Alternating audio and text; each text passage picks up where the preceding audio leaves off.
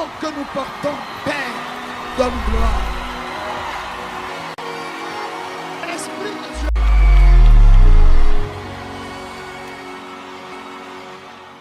Alors, comment voulez-vous qu'avec de telles personnes, Dieu fasse des choses sérieuses? On est d'accord? Donc, la semence n'a pas de problème. La semence n'a aucun problème. La parole de Dieu, là, n'a aucun problème. Mais c'est nous. Dès que nous entendons la parole et nous sortons là, automatiquement, on oublie. Les oiseaux viennent pour les picorer. Paf, et c'est fini. Donc, nous retournons chez nous, tels que nous sommes venus. Alors, tout au long de la semaine, qu'est-ce qui va faire effet dans votre vie? Qu'est-ce qui va faire effet dans votre vie?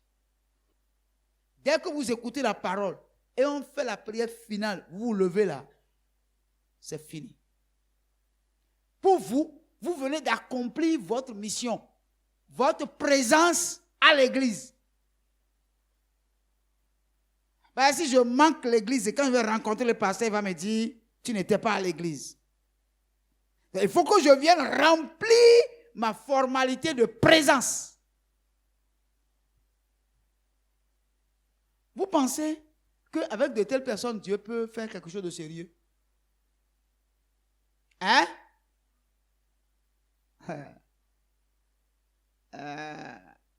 Est-ce que vous m'écoutez? Vous me comprenez bien? Ceux qui me comprennent, levez la main, je vais voir. Gloire à Dieu. Vous croyez que Dieu peut traiter sérieusement avec des gens qui ne sont pas capables de garder la parole qu'ils ont entendue? Non. Et c'est le problème de la plupart des chrétiens. Or, si vous oubliez la parole, avec quoi Dieu va transformer votre vie? Et on dit qu'il ne fait absolument rien en dehors de sa parole. Il ne fait rien en dehors de sa parole. Et il a mis sa parole au-dessus de lui-même, au point que lui, lui-même, il est soumis à sa parole. Et cette parole-là, vous l'écoutez et vous l'oubliez, vous ne la gardez pas. Et vous voulez que Dieu vienne faire quelque chose dans votre vie. Comment est-ce possible?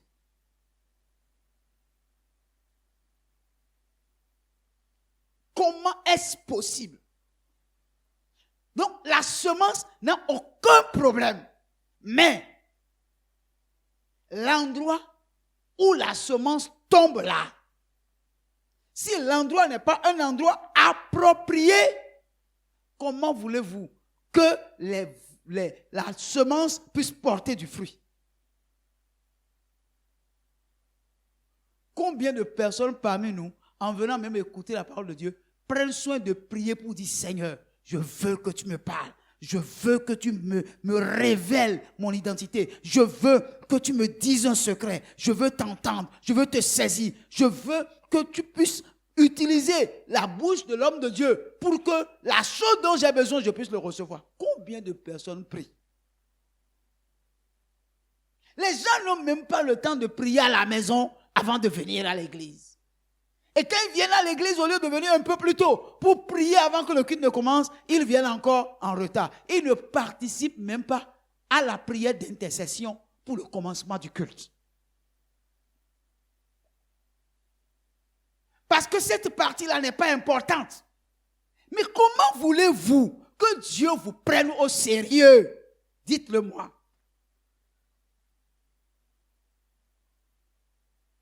Maintenant, si vous écoutez la parole de Dieu, vous oubliez, comment pouvez-vous résister au diable?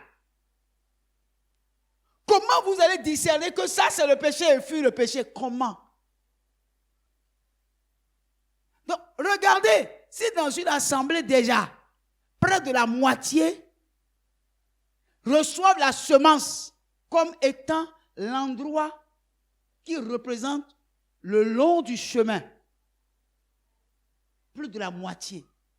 Le long du chemin. Le reste là,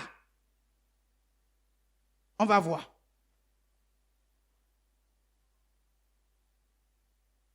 Il a dit que d'autres semences sont tombées sur des endroits pierreux.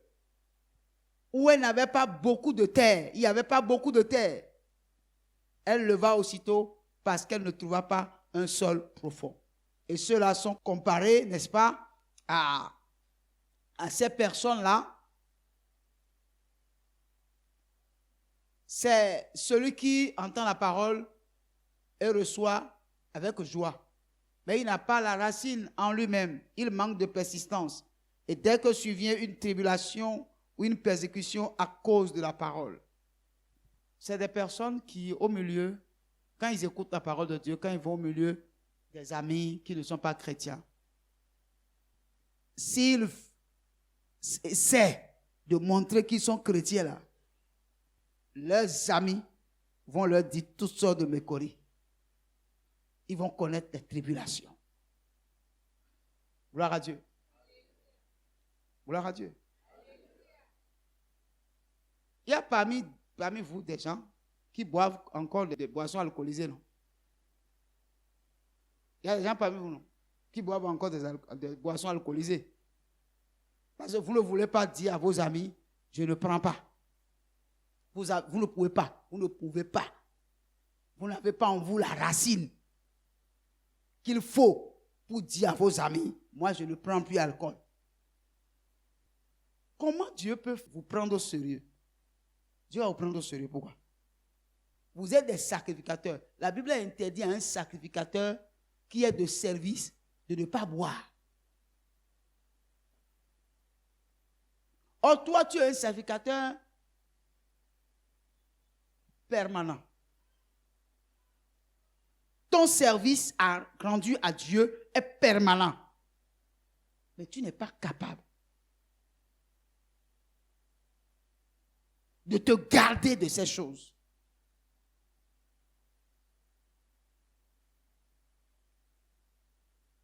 Et c'est forcé que tu vas boire à la boisson. Il faut boire l'eau, non? La meilleure boisson, c'est l'eau. Oh bien, c'est là le problème. Ceux-là dont on parle, qui sont des endroits pierreux où la semence ne prend pas racine, c'est des gens qui continuent de courir les filles. C'est des gens qui continuent de courir les filles. Mais ils ont le nom de Jésus dans la bouche.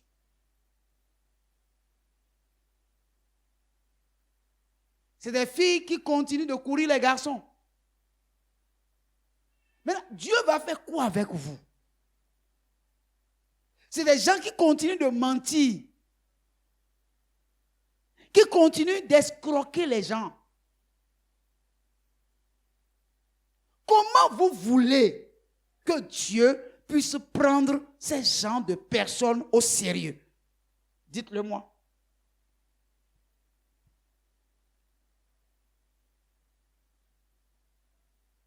Gloire à Dieu. Quand quelqu'un te commande quelque chose, tu disparais. Si tu dis à quelqu'un, en tant que tailleur, je vais te livrer ta tenue la semaine prochaine, même dans un mois, la chemise n'est pas encore livrée. Et puis tu es chrétien. Tu es chrétien. La semence n'a pas de problème. C'est toi le problème. Tu es une terre pierreuse. Et la parole ne peut pas pénétrer ta vie pour que tu reflètes l'image de la parole que tu reçois. C'est tout.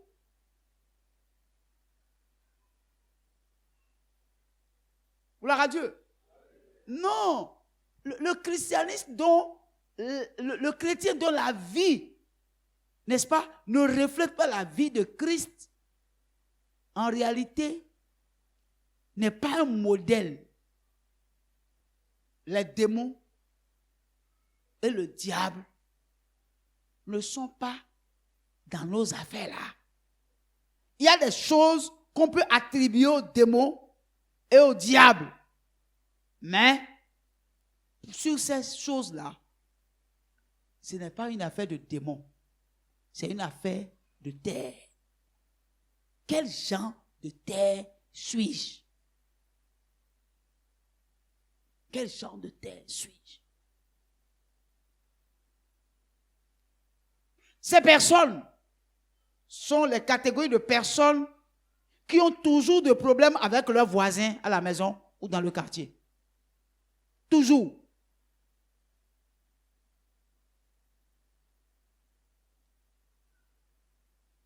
Ces personnes sont les personnes qui savent chanter, trouver des chansons de Dieu qu'on peut chanter pour injurier les autres.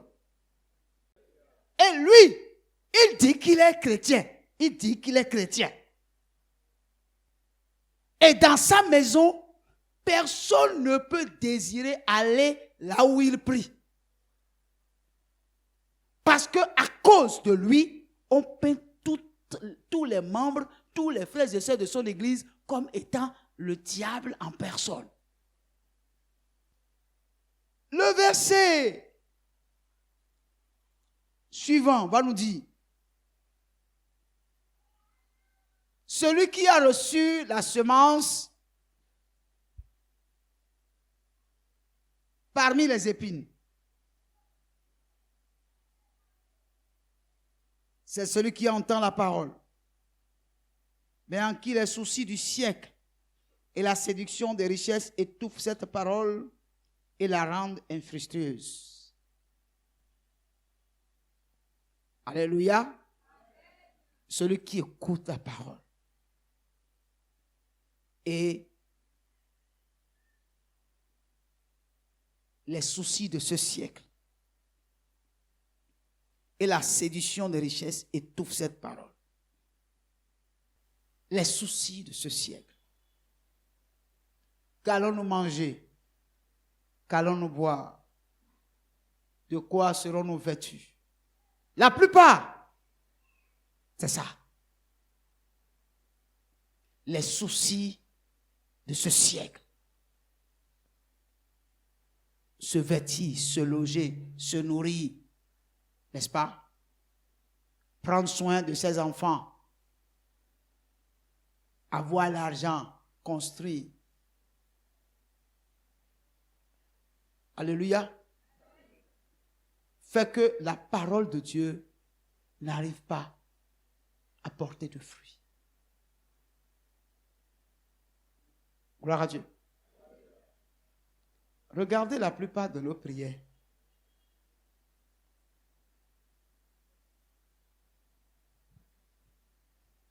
Seigneur, mon boulot, ma promotion.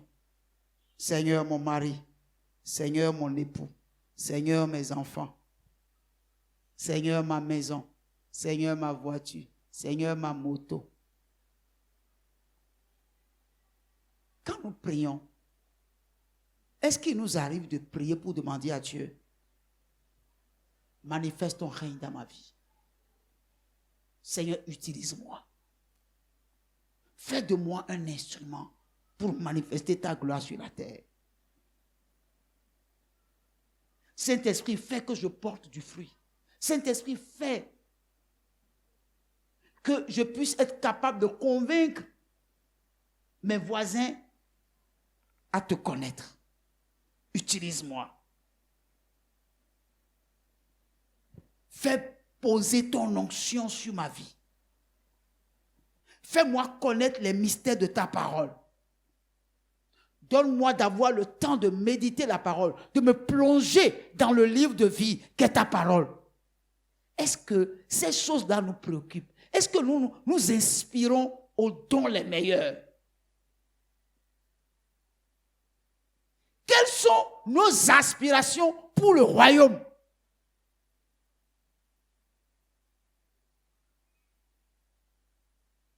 Si toutes nos prières sont centrées que sur nos besoins, nous faisons de Dieu un donneur universel et nous devenons un receveur universel. Qu'est-ce que Dieu a gagné dans ce que nous lui demandons de faire? Quelle est la part qui revient à Dieu dans notre ambition? Quelle est la part qui revient à Dieu? Quelle est l'ambition dans nos ambitions? Quelles sont les ambitions qui reviennent de droit au Seigneur?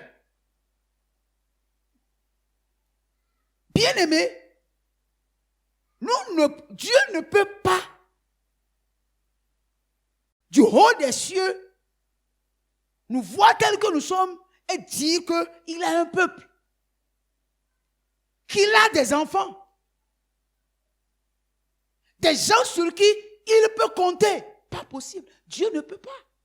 Mais Dieu est à la recherche d'un homme. Dieu est à la recherche d'une femme. Combien de temps nous accordons à Dieu dans les 24 heures qu'il nous donne? Combien de temps nous passons à méditer la parole de Dieu? Et à chercher à comprendre. Parce que je veux vous dire une chose. On dit que celui qui a reçu la semence, n'est-ce pas, dans le long de chemin, c'est-à-dire, il entend la parole, mais il ne comprend pas. Il ne comprend pas. Vous me suivez? Il ne comprend pas. Donc, tu peux entendre et ne pas comprendre. Or, on dit la foi vient de ce qu'on entend de la parole de Dieu, n'est-ce pas? Mais je veux te dire en même temps une chose. Il y a une autre version qui dit, la foi vient de ce qu'on entend de la compréhension de la parole de Dieu. Donc, tu peux entendre et ne pas comprendre. La foi ne vient pas. Donc, beaucoup de personnes n'ont pas la foi parce qu'en réalité, ils écoutent la parole, ils lisent la parole sans la comprendre. Or, c'est en comprenant que la foi s'installe. Parce qu'on dit comprendre, c'est la révélation. C'est-à-dire ce que tu entends, Dieu te révèle le mystère qui est dedans. C'est ça qui crée en toi la foi. Beaucoup de personnes se disent, mais j'ai pourtant la foi. J'ai pourtant la foi. Parce que j'écoute régulièrement la parole de Dieu. Je lis la parole de Dieu. Mais, bien-aimé, est-ce que ce que tu lis, est-ce que tu comprends? Est-ce que ce qu'on t'enseigne, est-ce que tu comprends? Est-ce que toi-même, tu cherches même à comprendre? Parce que pour comprendre, quand vous ne comprenez pas, vous posez des questions. N'est-ce pas? Vous posez des questions. Mais je peux poser la question à celui qui a compris. Est-ce que ce que le pasteur a dit, est-ce que tu as compris? Toi, tu as compris. Comment tu as compris? Explique-moi un peu. Est-ce qu'il arrive des moments que vous dites ça à vos voisins, à vos frères? Vous êtes là? Je n'ai pas compris. Mais je suis à côté de quelqu'un. Je lui pose la question. Mais qu'est-ce que le pasteur veut dire par là? Qu'est-ce que la parole veut dire par là? Qu'est-ce que toi, tu as compris? Si vous ne cherchez pas à comprendre, vous n'aurez pas la foi authentique. Bien-aimés frères, il va falloir que nous le saisissons. N'est-ce pas? J'ai des étudiants, j'ai des élèves ici. Vrai ou faux? Quand on apprend quelque chose à l'école, quand on revient à la maison, on fait quoi? On révise, non? Est-ce que vous révisez les paroles que vous écoutez ici? Est-ce que ce que vous entendez, est-ce que vous révisez? Et vous voulez que Dieu vous utilise? Vous comprenez ça? Est-ce que quelqu'un m'entend ici? Mais combien d'entre vous, quand ils ont leurs enfants qui sont en classe d'examen, insistent pour que les enfants étudient? Mais vous pensez que pour le ciel là, il n'y a pas d'examen? N'est-ce pas? Il n'y a pas d'examen. Tout le problème est là. Comment voulez-vous que nous portons du fruit si ce que nous entendons, nous ne la comprenons pas et nous ne cherchons pas à la comprendre? Et tout ce que les gens veulent, que le pasteur dise des paroles qui vont nous faire lever. On va dire Alléluia, gloire à Dieu, je le reçois. Oh, ce matin, personne ne le reçoit.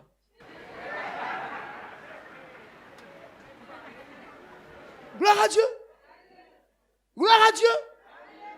Mais frère, il faut que nous nous ressaisissons.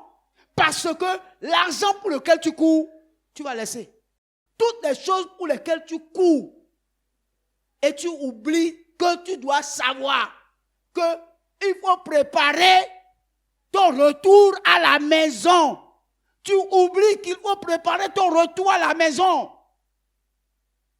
Et tu fais tout pour préparer ta retraite.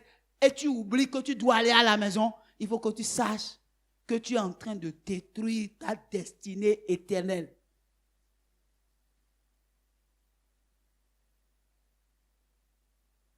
Il est temps que nous puissions prendre conscience de la réalité du ciel. Que sert-il à un homme de gagner le monde entier s'il perd son âme? Nous courons. Mais en réalité, la chose pour laquelle nous courons n'est pas la chose la plus importante. Gloire à Dieu. Il y a quelque chose qui est plus important que tout. Dieu et le ciel. Et ça, c'est l'éternité. Toi et moi, si nous vivons trop là, c'est 100 ans. Mais là-bas, c'est pour l'éternité. Il n'y a pas de fin. Tu dois te battre plus pour ça que pour ce qui ne peut durer que 100 ans. La Bible dit que tout est vanité. Vanité de vanité. Les choses même pour lesquelles nous courons sont importantes. Il faut le dire. L'argent est important. Ou bien, vous ne me répondez plus. Je ne vais pas vous piéger. Dites-moi oui. Parce que je sais que vous savez que l'argent est important. Alléluia. Avoir une maison est importante. Avoir une voiture est importante. N'est-ce pas? Mais, Jésus a dit dans la parole, ces choses-là, ce sont les païens qui courent après. Vous, votre Père Céleste, que vous en avez besoin. C'est pourquoi cherchez premièrement le royaume de Dieu. Cherchez premièrement le royaume de Dieu. C'est ce que la parole de Dieu a dit. Qu'est-ce que nous voulons en fait? Il dit, moi, je vous dis que le Père Céleste sait que vous avez besoin de ces choses. Mais, pensez premièrement au royaume de Dieu. Mais au moins, faisons-lui confiance. Faisons au moins confiance au Seigneur et cherchons le royaume.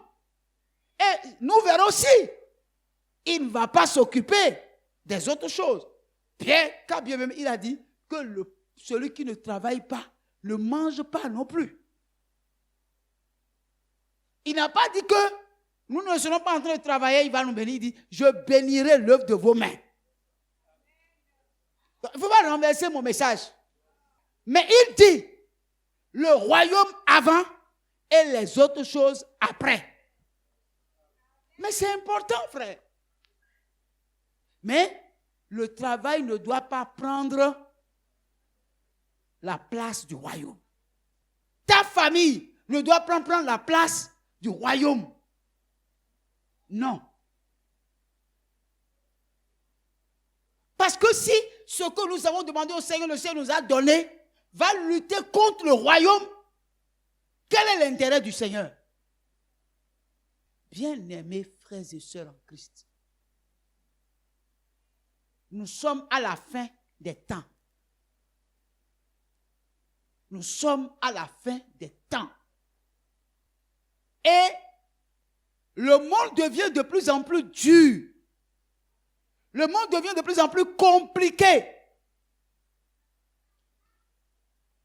Et le monde a mis des stratégies pour nous amener à nous distraire et à nous, n'est-ce pas, détourner de la réalité du royaume de Dieu.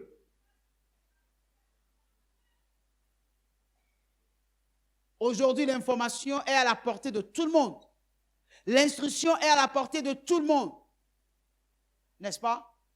Mais dans toutes ces choses, il y a beaucoup de fausseté. Il y a beaucoup de mauvaises nouvelles. Il y a beaucoup de mauvaises paroles de Dieu. Il y a beaucoup de faux prophètes. Il y en a tellement que si vous-même, vous n'êtes pas équilibré spirituellement, vous serez détourné. Le problème est là. Le problème est là. La Bible est claire que dans les derniers temps, il y aura beaucoup de faux prophètes, beaucoup de faux Christ qui vont apparaître. Et ces faux prophètes et ces faux Christ n'ont pas besoin d'avoir une assemblée. Ils ont leur plateforme. Ce sont les réseaux sociaux. Il y a des gens qui n'ont jamais mis pied au Bénin, mais qui ont des fidèles au Bénin. Mais c'est dangereux. Parce que la personne, vous ne l'avez jamais vue, vous ne le connaissez pas, vous ne connaissez pas sa vie, vous ne connaissez pas son statut social, vous ne connaissez rien de lui, mais vous devenez son fidèle. Mais c'est dangereux. Et des fois, ils deviennent vos gourous. Des fois, vous allez prendre votre argent et envoyer chez lui, sans savoir ce que votre argent est en train de faire. Gloire à Dieu. Le jour où cette personne vient s'installer au Bénin ici, là, tu vas voir que tous ces fidèles qui sont dans les églises, là, vont partir chez lui. C'est dangereux. C'est dangereux. Et nous-mêmes, là, nous ne faisons aucun effort pour que ce qu'on nous enseigne, nous la gardons et nous cherchons à comprendre, nous puissions nous cultiver. Non.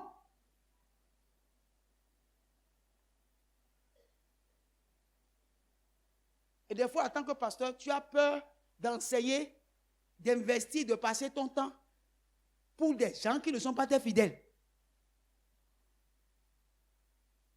Mais c'est dangereux. Que tu investis dans des gens qui sont dans ton église, mais en réalité ne sont pas tes fidèles, sont des fidèles de quelqu'un qui est peut-être à Paris. Le jour où le Parisien va descendre, toi le Béninois, tu es foutu. Tu as le temps d'investir ton énergie, tout ton âge. Tu as vieilli, tu n'as plus rien à faire. Ils vont partir. Ils n'ont même pas de cœur. Ils sont sans sentiment. Mais c'est dangereux. C'est dangereux.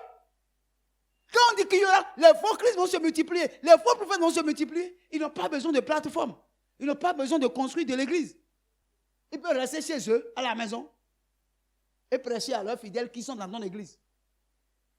Et de chez eux, ils peuvent lui envoyer l'offrande. C'est ça, non? Et demain, quand ces gens-là ne seront pas enlevés, vous-même, vous ne serez pas enlevés. Quand ils ne seront pas enlevés, vous-même, vous ne serez pas enlevés.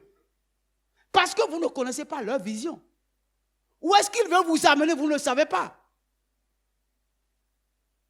Le diable connaît la parole de Dieu, non? Il a dit à Jésus, si tu es fils de Dieu, ordonne à ces cailloux-là, ces pierres-là, ils deviennent du pain. Il sait qu'il est le fils de Dieu. Et il sait qu'il peut le faire. Il dit, ordonne. À quel moment? Au moment où le monsieur a faim. Au moment où le monsieur a faim. Il est dans le besoin du pain. C'est en ce moment-là qu'il est venu. Pour dire, si tu es fils de Dieu, allez, il faut dire aux pierres qu'ils deviennent du pain. Mais malgré la faim, le Seigneur lui a dit, l'homme ne vivra pas seulement du pain, mais également de toute parole qui sort de la bouche de Dieu. Mais le danger est à la porte, frère. Si tu ne comprends pas que le royaume doit être en première position, c'est ton choix. Ce n'est pas le mien. Mais vous êtes le troupeau sur lequel Dieu m'a établi berger. Et en tant que berger, je suis tenu de vous dire la vérité. C'est dangereux ce qui se passe aujourd'hui.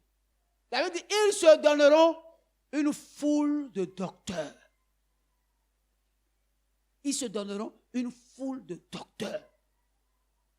Ça veut dire qu'ils auront beaucoup de pasteurs. Tu entends ça? Moi, vraiment, j'ai beaucoup de pasteurs, hein, mais vous là, je vous apprécie beaucoup. Comment? Puis je regarde et dis, mais il dit quoi là? Il a beaucoup de pasteurs. Et puis moi, il m'apprécie. Mais de ces pasteurs-là, qui est son géniteur? Qui peut se réclamer être son père? Comment quelqu'un peut avoir beaucoup de pasteurs? Ça veut dire que tu appartiens à plusieurs bergeries. Tu te dédoubles ou quoi? Comment ça se passe? Comment ça se fait? Moi, je ne sais pas. Moi, je ne sais pas comment ça se fait. Frère, il faut réfléchir. Il faut réfléchir à ta vie. Il faut réfléchir à ta destinée. Il faut que tu comprennes que le ciel est plus important. Et aujourd'hui,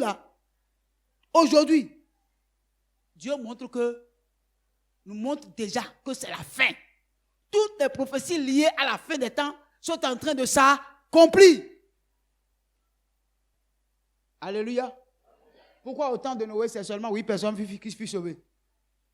Il n'y a que 8 personnes dans le monde en ce temps.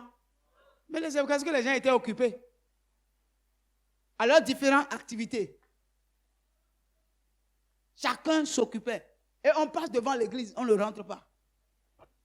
Parce qu'on n'a pas le temps. Oh, vraiment, je pouvais être à l'église, mais vraiment, là, je vais à un rendez-vous d'affaires. Et puis quand on fait tout ça là, le dimanche matin, on dit, oh vraiment, je suis trop fatigué. Seigneur, je vais ouvrir la télé et vais écouter la parole de Dieu. Aïe. La communion des saints. La communion des saints. C'est un mystère. La communion des saints. Venir communier avec les saints est très important. Si vous vous extrayez de la communion des saints, c'est comme si vous quittez le corps. La communion des saints est obligatoire. C'est un mystère. On ne peut pas s'extraire de la communion des saints. Ce n'est pas possible. Alléluia. Dieu même va comprendre. Bon, je crois que à telle heure, tel pasteur doit être en train de faire du direct sur net. Je vais aller le suivre. Quand tu es là, assis, sans personne autour de toi et tu suis, ce n'est pas la communion des saints. Ce n'est pas la communion des saints. Tu es isolé là. Or, pour qu'un animal féroce dévore sa proie, la première chose, c'est de l'isoler du troupeau. C'est de t'isoler du troupeau.